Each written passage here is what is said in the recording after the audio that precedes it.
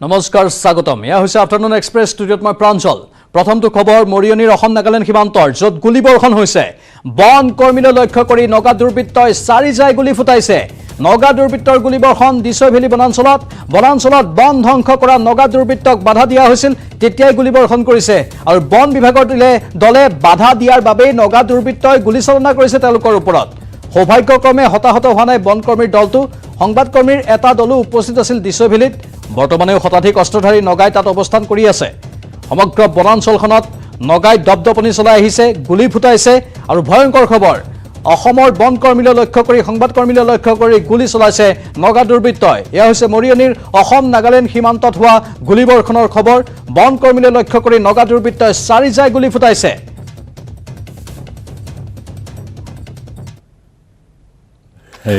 মানে খানি থকা এই চফা কৰি থকালৈকে গম পাইছিলোঁ তাতে গৈছিলোঁ মই বিৰোধী পাৰ্টিৰ লগত গৈছিলোঁ এয়া আমাক দেখাৰ লগে লগে তেওঁলোকে ফায়াৰিং কৰি দিছে যেনে বাচি ওলাইছোঁ ফচি আছে নেকি আমাৰ বৰ্তমান 3জন বেটেলিয়নত পোৱাহি নাই মানে ৰাস্তাত আমি হেৰাই গ'লো ওপৰতে নগা কিমান আছে তাত আমাক দেখি মাৰি দিলে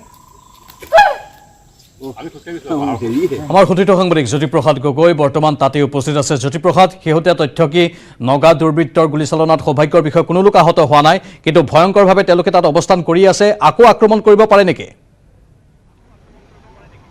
নিশ্চয়কৈ প্ৰাঞ্জল চাওক এই যি ঘটনা আজি পটভূমি দেখিলে ইয়াৰ পটভূমিটো ৰচনা হৈছিল কিন্তু যি নাগালেণ্ড যি বিধানসভা আছিল সেই বিধানসভা নিৰ্বাচনৰ পূৰ্বৰ পৰাই ৰচনা হৈছিল ধাৰাবাহিকভাৱে নগা লোকসকলে নগা দুৰ্বৃত্ত বেদখলকাৰীয়ে অসমৰ ভূমিত তেওঁ আগ্ৰাসন চলাই আহিছিল বেদখল কৰি আহিছিল আৰু তাত এটা দেখিবলৈ পোৱা গৈছিল যে অসমৰ ভূমিত আচলতে বনাঞ্চল ধ্বংস কৰি তাত মিল স্থাপন কৰিছিল পথ নিৰ্মাণ কৰিছিল সেইসমূহ বাতৰি আমি ধাৰাবাহিকভাৱে সংবাদ মাধ্যমে বাতৰি প্ৰকাশ কৰি আহিছোঁ আৰু ইয়াৰ পাছত যেতিয়া নিৰ্বাচনৰ ফলাফল ঘোষণা হ'ল সেই দিনটোৰ পৰাই আমি দেখিছোঁ যে নগা লোকসকলে দিছৈ ভেলী বনাঞ্চলেই হওক বা টিহুল সংৰক্ষিত বনাঞ্চলত ধাৰাবাহিকভাৱে তেওঁলোকে বনাঞ্চল ধ্বংস কৰিছে জুম খেতি কৰাৰ নামত তেওঁলোকে ৰাতি ৰাতি বনাঞ্চলখন জ্বলাই দিয়ে এনেদৰে আচলতে তেওঁলোকে নিজৰ যি বিদখল কাৰ্য চলাই আহিছে শেহতীয়াকৈ দেখিবলৈ পোৱা গ'ল যে যি আচলতে যোৱা নিশা আচলতে যি দিছৈ ভেলী সংৰক্ষিত বনাঞ্চলৰ উদয়পুৰ অঞ্চলত তেওঁলোকে বন ধ্বংস কৰি পিনি বনাঞ্চলখন জ্বলাই দিছিল কিন্তু ইয়াৰ পাছত আজি এটা প্ৰায় 100-150জনীয়া এটা নগা দুৰ্বৃত্তৰ দলে সেই বনাঞ্চলখনৰ এটা অঞ্চলত উদয়পুৰৰ পৰা কিছু লগত তেওঁলোকে বন ধ্বংস কৰি আছিল এই খবৰ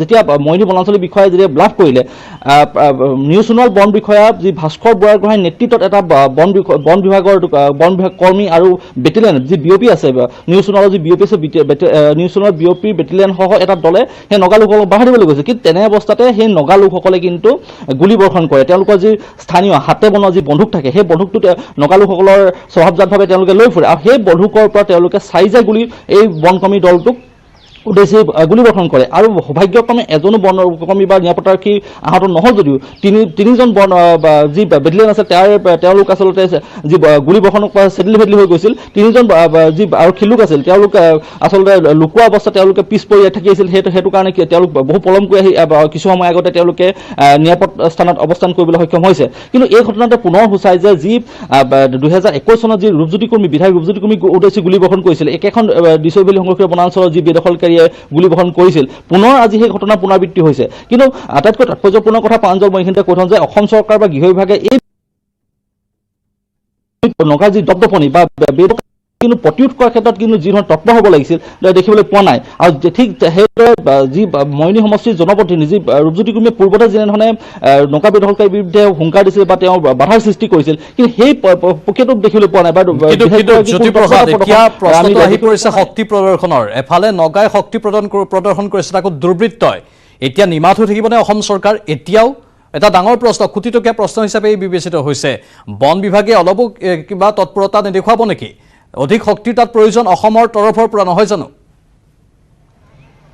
নিশ্চয়কৈ প্ৰাঞ্জল আমি যদি পূৰ্বৰ কথাবিলাক চাওঁ যে দিছৈ ভেলী সংৰক্ষিত বনাঞ্চলত আচলতে তিনিবাৰকৈ এটা ভয়াৱহ পৰিস্থিতিৰ সন্মুখীন হৈছিল আমি যদি 2020 চনলৈ যাওঁ যি লকডাউনৰ সময়ত আচলতে তেওঁলোকে দলং নিৰ্মাণ কৰি তাত খুটি পুতি বহিছিল তেওঁলোকৰ নিজৰ কেম্প বহাই লৈছিল সেই সময়ত এটা আচলতে যুযুধান পৰিস্থিতিৰ সৃষ্টি হৈছিল এখন সংঘৰ্ষৰ হোৱাৰ আচলতে সম্ভাৱনা দেখিবলৈ পোৱা গৈছে তাৰ পাছৰ পৰ্যায়ত যদি 2021 চনলৈ চাওঁ যেতিয়া বিধায়ক ৰূপজ্যোতি কৰ্মী কংগ্ৰেছত আছিল সেই সময়ত তেতিয়া বিধায়ক ৰূপজ্যোতি কৰ্মীয়ে সেই দিছৈ ভেলী বনাঞ্চলৰ যি বেদখল পৰিদৰ্শন কৰিবলৈ যোৱা সময়ত কিন্তু গুলীবৰ্ষণ কৰিছিল। সেই তেতিয়া যি ভয়াৱহ পৰিস্থিতিৰ সন্মুখীন হৈছিল, যে অসমৰ ফালৰ পৰা যথেষ্টখিনি তৎপৰতা দেখুওৱা হৈছিল, কিন্তু যেতিয়া ৰূপজ্যোতি কৰ্মী বিধায়ক যেতিয়া কংগ্ৰেছৰ পৰা বিজেপিলৈ গমন হ'ল, তাৰ পাছৰ পৰাও কিন্তু ধাৰাবাহিকভাৱে নগাৰ বেদখল চলি আহিছে। তিৰুহিল বনাঞ্চলেই হওক বা দিছৈবুলি বনাঞ্চলেই হওক, বেদখল কিন্তু ধাৰাবাহিকভাৱে আহি আছে। কিন্তু অসম চৰকাৰৰ তৰফৰ পৰা মাত্ৰ শান্তি চুক্তি এখন হ'ল, কহিমাত এখন শান্তি চুক্তি হ'ল, তাৰ পাছৰ পৰা দুই পক্ষই আচলতে শান্তি বাতাবৰণ ৰক্ষা কৰিব লাগে বুলি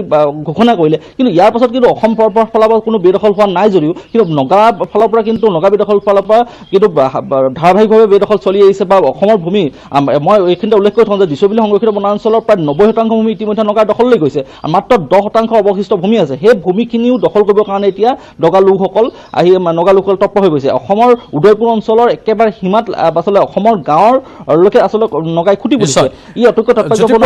যিটো বৰ্তমান আপুনি অঞ্চলত আছে, সেই অঞ্চলটোৰ পৰা আৰু কিমান দূৰত্বত এই নগা দুৰ্বৃত্তই অৱস্থান কৰি আছে? আপুনি নিৰাপদ স্থানত আছেনে বৰ্তমান? নিশ্চয়কৈ পাঞ্জল আমি নিৰাপদ স্থানত অৱস্থান কৰিবলগীয়া হৈছে, যিহেতু নেটৱৰ্ক ইছ্যু আছে। আমি সেইটো কাৰণে কিছু নিলগৰ পৰা দিছৈবুলি বনাঞ্চল বা কিছু নিলগত আহি পিনি আমি এই লাইভ সম্প্ৰচাৰ আপোনালোকক দেখুৱাই আছোঁ। কিন্তু মোৰ পৰা যদি আপুনি প্ৰায় 1 কিলোমিটাৰ যদি যায়, তেতিয়াহ'লে কিন্তু ইয়াত অতি ভয়ংকৰ নগা আকাশনৰ যিটো ভয়ংকৰ ছবিখন কিন্তু আপুনি দেখিবলৈ পাব পাঞ্জল। সেই কথা আচলতে অসমৰ গৃহ বিভাগে কেনেদৰে অনুধাৱন কৰিছে বা কি তেওঁলোকে ভাবিছে নাজানো, কিন্তু দিছৈবুলি সংৰক্ষিত বনাঞ্চল বৰ্তমান অসমৰ ভূমিত এতিয়া নগাৰ দৌতপনি চলিছে। ইয়াত স্থায়ীকৈ মিল বহুৱাই লৈছে, তেওঁলোকে পথ নিৰ্মাণ কৰিছে, কিন্তু অসমৰ ফালৰ পৰা কিন্তু তেনেকুৱা ধৰণৰ কোনো বাধাৰ সৃষ্টি কৰা নাই। মাত্ৰ 2জনমান বনৰক্ষী আৰু আৰক্ষী লৈ তেওঁলোকে প্ৰতিৰোধ কৰিবলৈ চেষ্টা কৰিছে, যিধৰণে ইয়াত এটা আচলতে অসমৰ গৃহ বিভাগৰ ফালৰ পৰা এটা তৎপৰ হ'ব লাগিছিল বা ইয়াত এটা নিৰাপত্তাৰ এটা বেহু তৈয়াৰ কৰিব লাগিছিল। পাঞ্জল, নিশ্চয়। মুঠতে এটা ডাঙৰ প্ৰশ্ন, অসমৰ গৃহ বিভাগে কিয় তাত নিৰাপত্তা বেহু গঢ়ি তোলা নাই? আলোচনা ইয়াৰ পূৰ্বেও হৈছিল। আনকি আমি বিধানসভা নিৰ্বাচনৰ, নগালেণ্ডৰ বিধানসভা নিৰ্বাচনৰ পূৰ্বে দেখিবলৈ পাইছিলোঁ অসমৰ প্ৰতিনিধিকৈ তাত কথা পাতিছিলগৈ, তাৰ পাছতো কিয় কামত অহা নাই? কিয় বাৰে বাৰে সাহস কৰি আছে নগা দুৰ্বৃত্তই? নে এওঁলোকক জানি বুজিয়েই এনেধৰণে এই সমূহ অঞ্চল দখল কৰিবলৈ অধিকাৰ দি দিয়া হৈছে? এটা ডাঙৰ প্ৰশ্ন। পৰৱৰ্তী সময়ত পোনপটীয়া এখন প্ৰচাৰ দেখুৱাই থাকিম।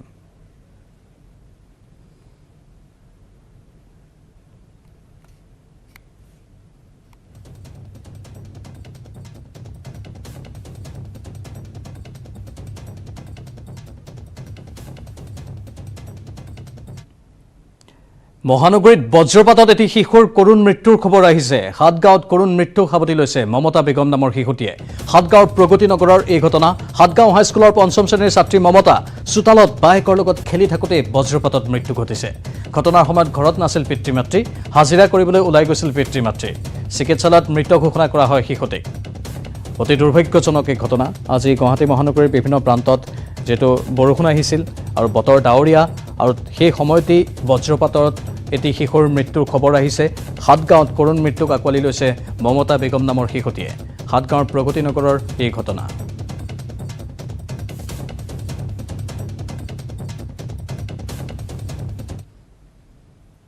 আৰু বাতৰি দেখিতে সময় হৈছে চমু বাণিজ্যিক বিৰতিৰ।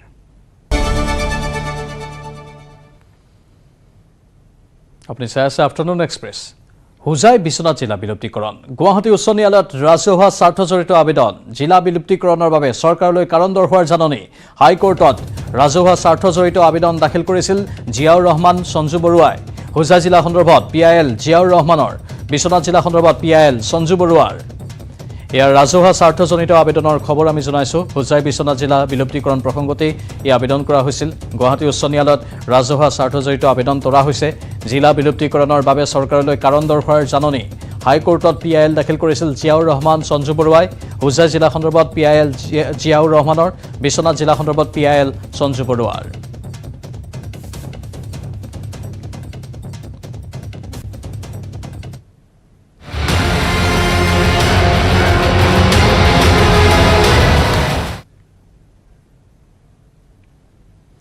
প্ৰশ্নকাকত কেলেংকাৰীত CIDৰ কাৰ্যালয়ত 22জনক জেৰা। মঙলবাৰে গুৱাহাটীত গ্ৰেপ্তাৰ হৈছিল 3জন। ডিব্ৰুগড়, তিনিচুকীয়া, লখিমপুৰৰ পৰা গ্ৰেপ্তাৰ কৰা ছাত্ৰক জেৰা।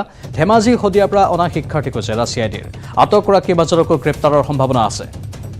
প্ৰশ্নকাকত কেলেংকাৰীত ক্ৰিমিনেল ইনভেষ্টিগেশ্যন ডিপাৰ্টমেণ্টৰ কাৰ্যালয়ত 22জনক জেৰা চলোৱা হৈছে। মঙলবাৰে গুৱাহাটীত গ্ৰেপ্তাৰ হৈছিল 3জন। ডিব্ৰুগড়, তিনিচুকীয়া, লখিমপুৰৰ পৰা গ্ৰেপ্তাৰ কৰা ছাত্ৰক জেৰা চলোৱা হৈছে। ধেমাজি, শদিয়াৰ পৰা অনা শিক্ষাৰ্থীকো জেৰা চলাইছে CIDয়ে। আটক কৰা কেইবাজনকো গ্ৰেপ্তাৰৰ সম্ভাৱনা প্ৰকট হৈ পৰিছে।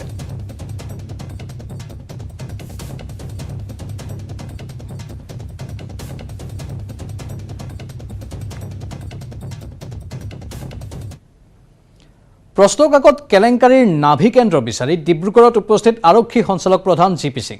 কেইবাখনো জিলাৰে উচ্চপদস্থ আৰক্ষী বিষয়াৰে বৈঠক, ডিব্ৰুগড়, তিনিচুকীয়া, চৰাইদেউৰ এছ.পিৰে বৈঠক, ধেমাজি, লখিমপুৰ জিলাৰ এছ.পিৰ অংশ বৈঠকত, বায়ুসেনা, CRPFৰ বিষয়াৰে মিলিত হ'ব বৈঠকত। বিয়লি আৰক্ষীৰ অতিথিশালাত হ'ব এই বৈঠক। CRPF কেম্প, ডিব্ৰুগড়ৰ কেন্দ্ৰীয় কাৰাগাৰ পৰিদৰ্শন কৰিব জি.পি. সিঙে। ৰাজ্যৰ আৰক্ষী সঞ্চালক প্ৰধানে কেইবাটাও অঞ্চল পৰিভ্ৰমণ কৰিছে। প্ৰথমে ডিব্ৰুগড়ত উপস্থিত হৈছে আৰক্ষী সঞ্চালক প্ৰধানগৰাকী। কেইবাখনো জিলাৰে উচ্চপদস্থ আৰক্ষী বিষয়াৰ সৈতে বৈঠকত মিলিত হৈছে তেওঁ। ডিব্ৰুগড়, তিনিচুকীয়া, চৰাইদেউৰ এছ.পিৰে বৈঠকত বহিছে। ধেমাজি, লখিমপুৰ জিলাৰ এছ.পিৰ সৈতেও তেওঁ বৈঠকত অংশ লৈছে। ইফালে বায়ুসেনা, CRPFৰ বিষয়াৰেও তেওঁ মিলিত হ'ব বৈঠকত।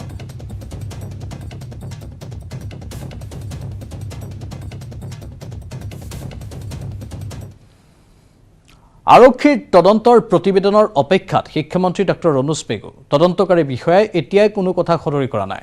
আৰক্ষীয়ে নিজৰ কাম কৰি আছে। য'ত যি শুধৰণি কৰিব লগা আছে সেয়া ব্যৱস্থা লোৱা হ'ব। এতিয়াই ক'ব পৰা হোৱা নাই সকলো কথা। ৰণোজ পেগুৰ এই বক্তব্য।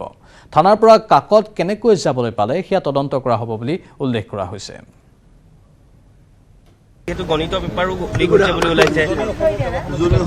পুলিচে এতিয়ালৈকে আমাক একো কথা জনোৱা নাই।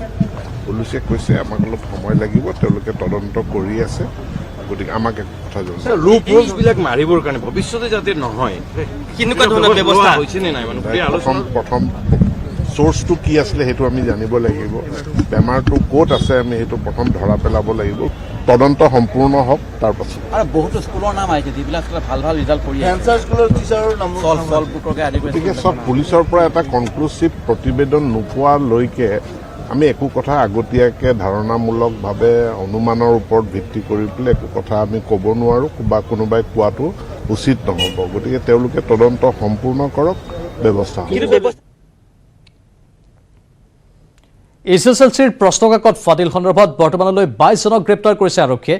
গুৱাহাটীত 3জন, ডিব্ৰুগড়ৰ চল্টব্ৰুকৰ 8জন, তিনিচুকীয়াৰ জাগুনৰ 4জনক কৰায়ত্ব কৰা হৈছে। আনহাতে লখিমপুৰৰ ব্ৰিলিয়েণ্ট একাডেমী আৰু ব্ৰহ্মপুত্ৰ ভেলী একাডেমীৰ 5জন ছাত্ৰক গুৱাহাটীৰ CIDৰ কাৰ্যালয়লৈ অনা হৈছে। CIDৰ সোধপোছৰ অন্তত 5জনক গ্ৰেপ্তাৰ কৰাৰ সম্ভাৱনা আছে। CIDয়ে গ্ৰেপ্তাৰ কৰিছে কাহিলীপাৰাৰ ভাউৰী দেৱী চেৰাউগী মুকবধিৰ বিদ্যালয়ৰ প্ৰধান শিক্ষয়িত্ৰী জ্যোতিৰেখা বৰগোহাঁই, শিক্ষক হিৰম্ব কুমাৰ দাস আৰু সেৱাৰ মালী চিত্তৰঞ্জন ৰয়ক। তিনিওকে 3 দিনৰ CIDৰ জিম্মালৈ প্ৰেৰণ কৰে আদালতে। ইফালে মঙলবাৰে নিশা পুনৰ লখিমপুৰৰ পানীগাঁৱৰ পৰা আটক কৰিছে এজন ছাত্ৰ। ইফালে প্ৰশ্নকাকত ফাদিল সন্দৰ্ভত তিনিচুকীয়াৰ জাগুনৰ পৰা 4জনক গ্ৰেপ্তাৰ কৰা হৈছে। ধৃত 4জনৰ 2জন নাবালক। ধৃত 4জনৰ 2জন হৈছে জাগুনৰ দুলু গগৈ আৰু দীপজ্যোতি বুঢ়াগোহাঁই।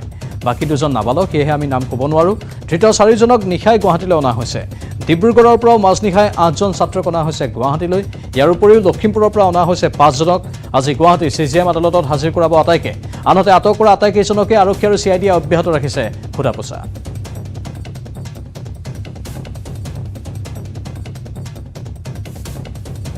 ইতিমধ্যে আমি জনাইছোঁ যে বিভিন্ন প্ৰান্তৰ পৰা বহুকেইজনক কৰায়ত্ব কৰা হৈছে। মুঠতে কেঁচু খান্দোতে এতিয়া সাপ ওলাইছে। এজনৰ পাছত আন এজনৰ বিস্ফোৰক স্বীকাৰোক্তিও সন্মুখলৈ আহিছে। সেয়েহে জোৰদাৰ গতিত CIDয়ে তদন্ত আগবঢ়াই আছে। যেতিয়াই এজন বা দুজনক প্ৰথম অৱস্থাত কৰায়ত্ব কৰিছিল, তেওঁলোকৰ মুখৰ পৰা আন বহুজনৰ কথা ওলাইছিল। এনেধৰণেই তেওঁলোকৰ মুখৰ পৰা ওলোৱা কথামতেই বিভিন্নজনক কৰায়ত্ব কৰা হৈ আছে। ক'ৰ পৰা কি যোগসূত্ৰ আছে, কোনে হোৱাটছএপত তেওঁলোকক এড কৰিছিল, কাৰ সৈতে তেওঁলোকে কথা পাতিছিল, সকলো ট্ৰেছ কৰা হৈছে। আৰু সেয়েহে CIDৰ এই অভিযান এতিয়া খৰতকীয়াভাৱে আগবাঢ়িছে। বৰ্তমান যিহেতু টেকন'লজিৰ যুগ আৰু যিবোৰ টেকন'লজি এই অপকৰ্মত ব্যৱহাৰ কৰা হৈছিল, সেই টেকন'লজিবোৰৰ বাবেই তেওঁলোক এতিয়া ফান্দত পৰিছে। SSLCৰ প্ৰশ্নকাকত ফাদিল সন্দৰ্ভত বৰ্তমানলৈ 22জনক গ্ৰেপ্তাৰ কৰিছে আৰক্ষীয়ে। গুৱাহাটী 3জন, ডিব্ৰুগড়ৰ চল্টব্ৰুকৰ 8জন, তিনিচুকীয়াৰ জাগুনৰ 4জন, আনহাতে লখিমপুৰৰ ব্ৰিলিয়েণ্ট একাডেমী আৰু ব্ৰহ্মপুত্ৰ ভেলী একাডেমীৰ 5জন ছাত্ৰক গুৱাহাটীৰ CIDৰ কাৰ্যালয়লৈ অনা হৈছে।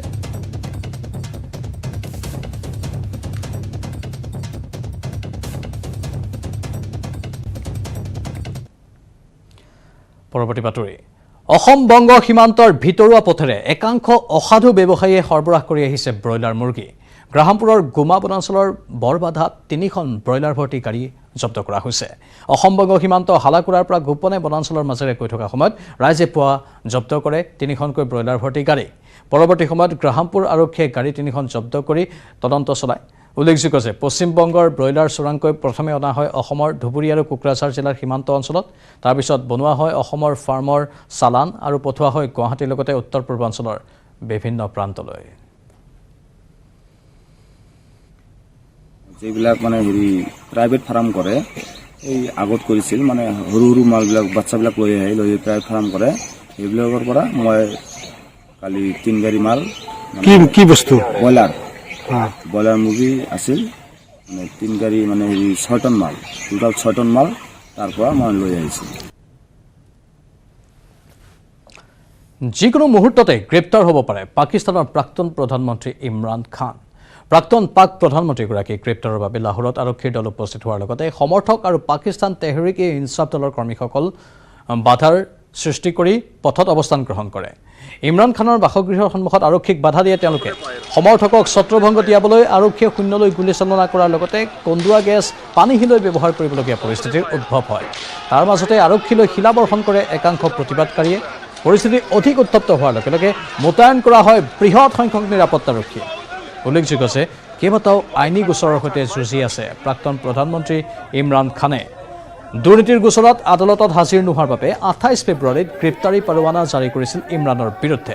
প্ৰধানমন্ত্ৰী কাৰ্যকালত বা সেই সময়তে লাভ কৰা উপহাৰ লগতে বিক্ৰী কৰি পোৱা লাভৰ তথ্য ৰাজহুৱা নকৰাৰো অভিযোগ আছে ইমৰান খানৰ বিৰুদ্ধে।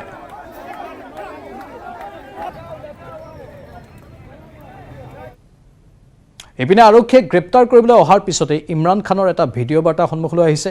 সমৰ্থকক সম্বোধন কৰি এই যুঁজখন যুঁজি যোৱাৰ আহ্বান জনালে পাকিস্তানৰ প্ৰাক্তন প্ৰধানমন্ত্ৰীগৰাকীয়ে। बिस्मिल्लाहिर्रहमानिर्रहीम इय्याका नअबुदु व इय्याका नस्तईन। मेरे पाकिस्तानियों, पुलिस मुझे जेल में पकड़ने के लिए आ गई है बाहर, और उनका ये ख्याल है कि जब इमरान खान जेल में चला जाएगा तो कौम सो जाएगी। आपने इनको गलत साबित करना है।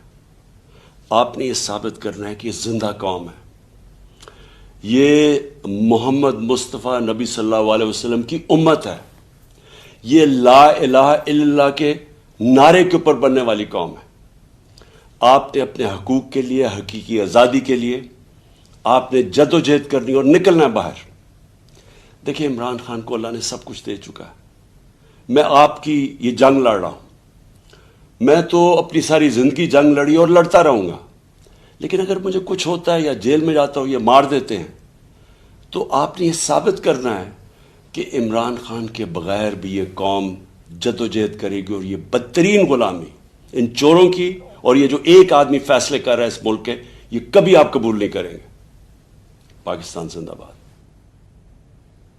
উত্তৰ গুৱাহাটীত পুনৰ ধৰ্মীয় অনুষ্ঠানত চুৰি কাৰ্য। একেলগে 5টা নামঘৰত চোৰে লুটপাত চলালে। ঘোঁৰামৰাৰ মহাভৈৰৱ শিৱ মন্দিৰত চুৰি, গোপাল নামঘৰ সৰু জনা সত্ৰতো চুৰি, মাজগাঁও শ্ৰীমন্ত শংকৰ মন্দিৰত চোৰৰ চাফাই অভিযান, দিহিং সত্ৰৰ গোপাল নামঘৰতো চোৰৰ অভিযান। দান পাত্ৰ ভাঙি লুটি নিলে নগদ ধন আৰু আ অলংকাৰ। আকৌ এবাৰ ৰাজ্যৰ বিভিন্ন প্ৰান্তত চোৰৰ লুটপাতৰ ঘটনা। আকৌ ধৰ্মীয় অনুষ্ঠানত এই চুৰি কাৰ্য সংঘটিত হৈছে। একেলগে এইবাৰ 5টা নামঘৰত চোৰে লুটপাত চলালে। ঘোঁৰামৰাৰ মহাভৈৰৱ শিৱ মন্দিৰত চুৰি, গোপাল নামঘৰ সৰু জনা সত্ৰতো চুৰি কাৰ্য, মাজগাঁও শ্ৰীমন্ত শংকৰ মন্দিৰতো চোৰৰ চাফাই অভিযান, দিহিং সত্ৰৰ গোপাল নামঘৰতো চোৰৰ অভিযান। দান পাত্ৰ ভাঙি লুটি নিলে নগদ ধন আৰু আ অলংকাৰ।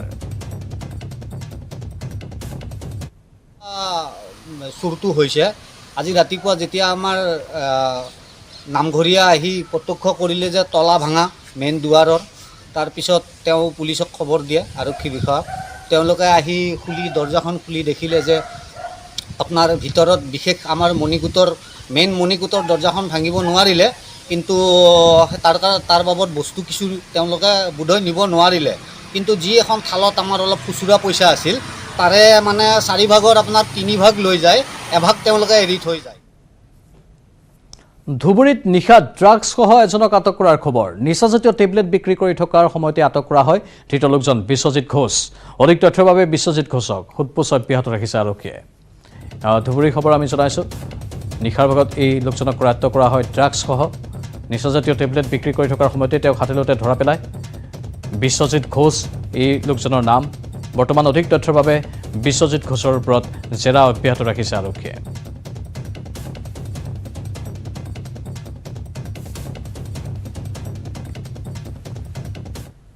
আৰু ইয়াৰ লগে লগে সময় হৈছে এতিয়া বাতৰিৰ পৰা বিদায় লোৱাৰ। নমস্কাৰ। ষ্ট্ৰং নহয়,